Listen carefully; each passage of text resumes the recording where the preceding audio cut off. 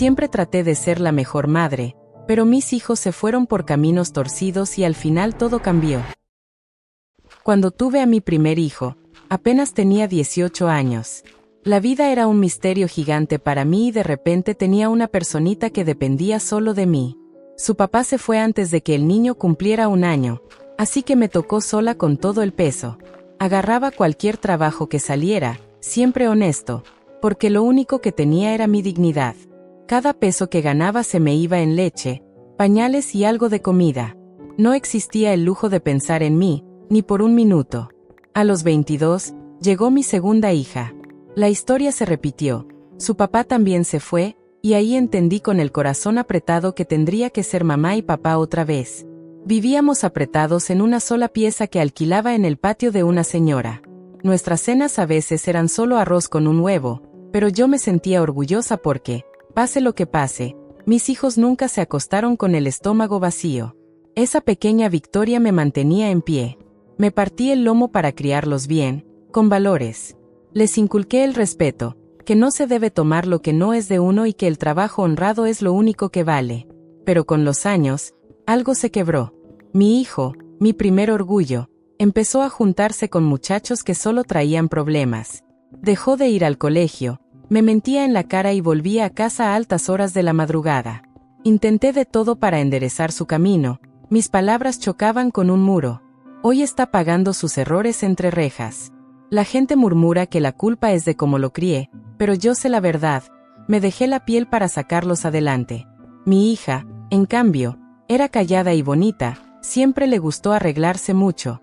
Desde chica me decía que ella no quería terminar como yo, matándome a trabajar todo el día por unas pocas monedas. Un día, simplemente se fue de casa. Ahora trabaja en la noche, y con eso lo dice todo.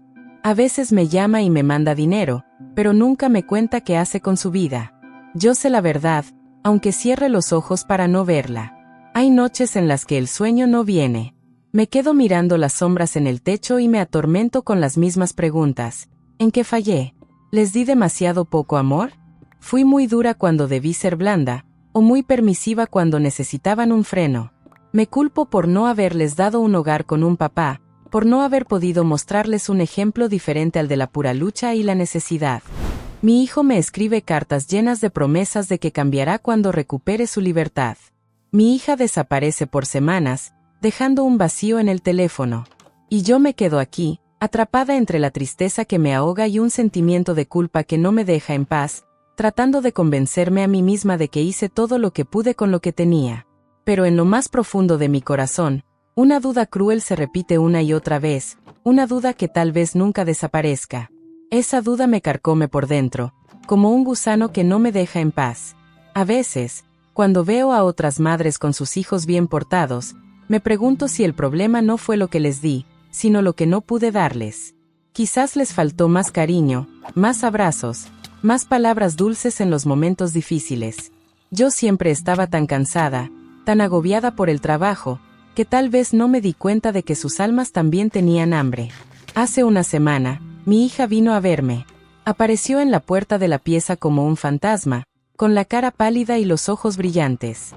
Traía un sobre con dinero, como siempre, pero esta vez su mano temblaba cuando me lo entregó. «Mamá», me dijo con una voz que apenas reconocí, «¿crees que yo también terminaré como mi hermano?». Esa pregunta me partió el alma. No supe qué responderle, solo pude abrazarla fuerte, como si quisiera meterla de vuelta en mi vientre para protegerla de todo el mal del mundo. Esa noche se quedó a dormir en la casa, en la misma cama donde dormía de niña. La escuché llorar en silencio, pero no supe cómo consolarla. ¿Qué puedo decirle si yo misma no tengo las respuestas? Por la mañana, antes de irse, me miró fijo y me dijo, «Perdóname, mamá, por no ser la hija que mereces». Esas palabras todavía se escuchan en mis oídos. Ahora mi hijo mayor me escribe más seguido. Sus cartas han cambiado. Habla de estudiar, de encontrar un trabajo honesto cuando salga. Pero yo no puedo evitar preguntarme si son solo palabras bonitas para darme esperanza, o si de verdad ha entendido el valor de la libertad que perdió. A veces pienso que quizás todo esto es un castigo por algo que hice mal en el pasado, una deuda que estoy pagando con la felicidad de mis hijos. Hoy, Mientras preparo el arroz para la cena, miro las 2 sillas vacías en la mesa y me pregunto si alguna vez volveremos a ser la familia que soñé ser. El futuro se siente tan incierto como esos días en los que solo comíamos huevo, pero esta vez el hambre que siento es diferente, es un vacío que no se llena con comida. Y aunque me repito una y otra vez que hice lo mejor que pude, esa realidad no me deja vivir en paz. Esa noche, después de que mi hija se fue, encontré el sobre con el dinero debajo de la almohada.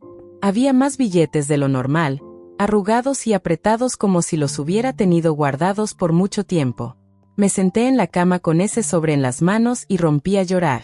No eran lágrimas de alegría, sino de miedo. Miedo a saber qué tuvo que hacer para juntar tanto. Al día siguiente fui a visitar a mi hijo. En la sala de visitas, lo vi más delgado, con unos ojos que parecían haber visto demasiado para su edad.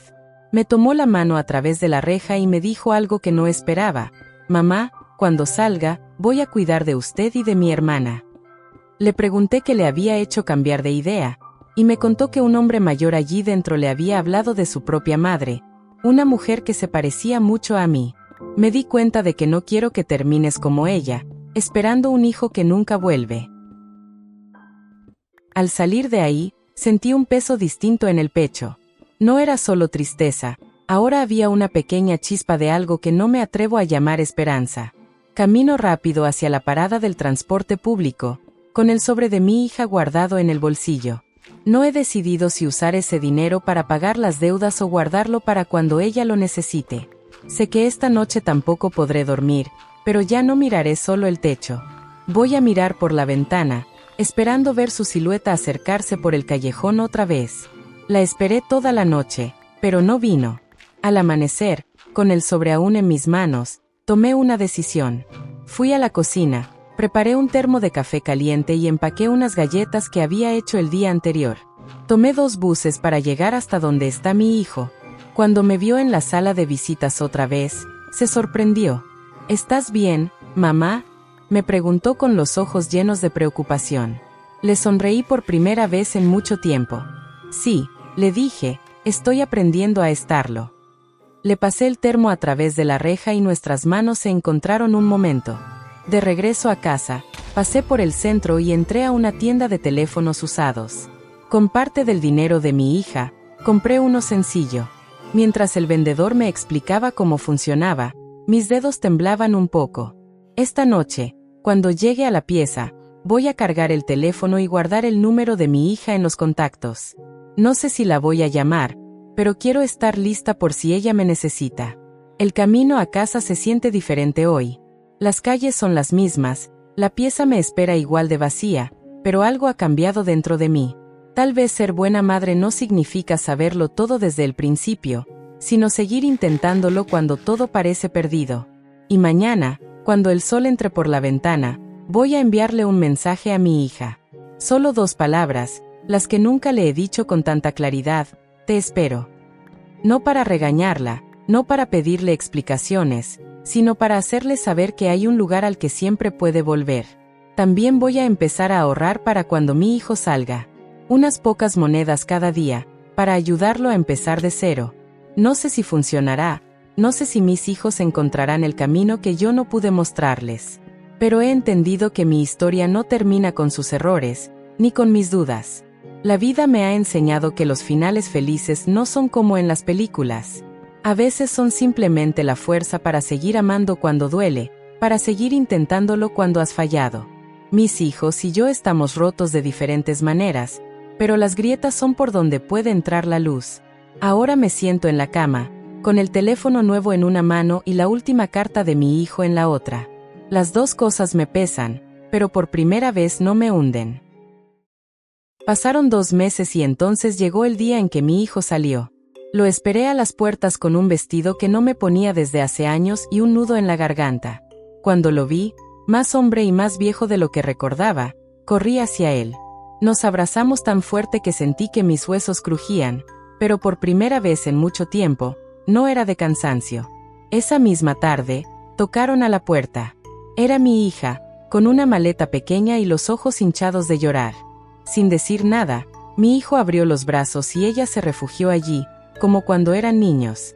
Los tres nos quedamos abrazados en el medio de esa pieza que había visto tanto dolor. Hoy, mientras los veo dormir, mi hijo en el colchón en el suelo, mi hija en la cama conmigo, comprendo que no hay tal cosa como ser una buena o mala madre. Solo hay mujeres que se rompen para que sus hijos puedan caminar sobre sus pedazos. El silencio de esta noche no es vacío. Está lleno de su respiración, de sus segundas oportunidades, de nuestro nuevo comienzo. Apago la luz y susurro en la oscuridad, lo logramos. Y por primera vez, me creo mis propias palabras.